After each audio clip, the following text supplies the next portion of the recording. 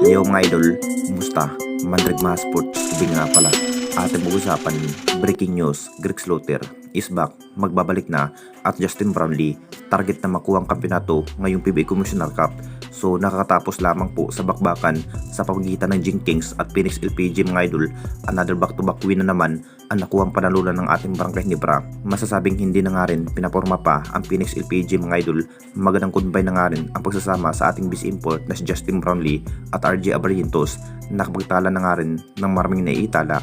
Ito na nga bang nihintay ng lahat ang hinangad na makuha ang panalo laban sa ibang kupunan? Balak na rin ng ating Jing Kings mas huhugot pa na mas bagong bigman ngayong PBA season. Alam na nating lahat mga idol na magbabalik PBA ang nasabing bigman na si Greg Slaughter. Interesado na nga rin ang nasabing coach na si Coach Tim Con mga idol kay Greg Slaughter na mapupunta muli ng ating Barangay Ginebra. Kung titignan nating lahat, lakas sana ang nagiging line-up ng ating Barangay Ginebra, pero kulang-kulang pa rin bilang bigman na walang Japet Aguilar at Kmart Carino. Sa Isaac Go lamang po ang namukhang bigman sa ilalim, pero hindi pa rin sapat para matalo lamang ang naglalakas ang kupunan tulad ng Rin Ocean at Meralco, at isa na nga yan ang SMB at TNT Tropang 5G. Kung sakaling maghaharap man sa semis, kukunin na nga ba itong si Greg Slaughter bilang Rizback sa PBA Commissioner Cup? Pre-agent pa rin ang nasabing bigman kung saan may pag-asa pa sana na makuha muli ng ating Barangay Ginebra. Sabik na nga rin ang lahat kung gaano na nga ba kalakas na mapupunta ang isang Greg Slaughter, at ayon pa rin sa mga source mga idol, ongoing na nga rin ang nasabing bigman na si Greg Slaughter. Talagang matutuloy na ng Barangay Ginebra sa madaling panahon. At dito na naman tayo sa isa pa nating balita. Justin Brownlee, target pa rin na makuha ang kampeonato ngayong PBA Commissioner Cup.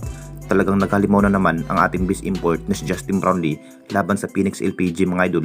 Hindi rin biro ang kanya nagiging laro kung saan nakapagtala ng triple-double sa field mga idol na may 30 points, RJ Abarrientos na may 28 points, Scotty na may 17 points. Big factor ang kanilang ginawang hustle play laban sa ibang kupunan. Magandang combine na nga rin at teamwork ang nagiging laro ng ating Barangay Ginebra. Kung titignan nating lahat, sapat na rin ang nagiging performance na parang consistent na nga rin ang nagiging laro sa ating base import na si Justin Brownlee.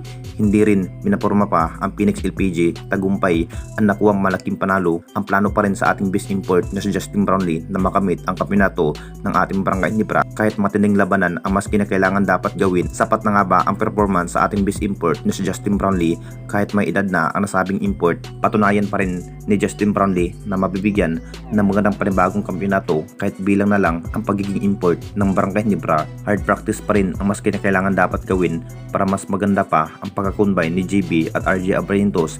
Nakapagtala na nga rin ng maraming naitala kung sakaling consistent ang ganitong laban.